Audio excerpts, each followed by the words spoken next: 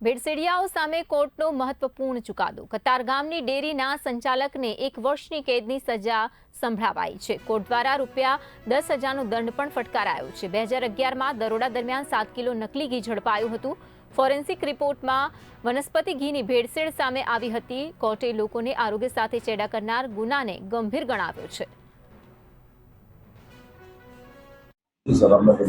समीप सी Desai food safety officer सूरत महानगरपालिका सूरत शहरनी जनतानी आरोग्यनी बाबतोने ध्याने लईने અત્રેના ફૂડ વિભાગ દ્વારા સુરત શહેરની અંદર આવેલ વિવિધ સંસ્થાઓની અવારનવાર મુલાકાત લેવામાં આવે છે અને એમાંથી નમૂનાઓ લઈ પૃથ્થકરણ સારું મોકલવામાં આવે છે અને જો એ નમૂનાનો અહેવાલ ધારાધોરણ મુજબનો નહીં હોય તેની પર આગળની કાર્યવાહી કરવામાં આવે છે।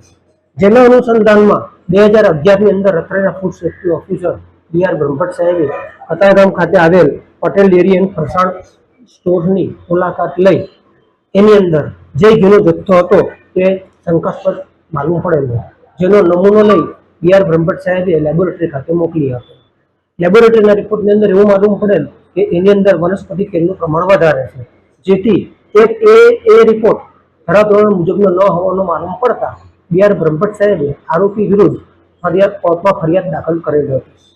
જે કેસ હવે કોર્ટમાં ચાલી જતા કોર્ટે આરોપીને 1 વર્ષની સજા અને 10,000નો દંડ ફટકારવામાં આવ્યો છે।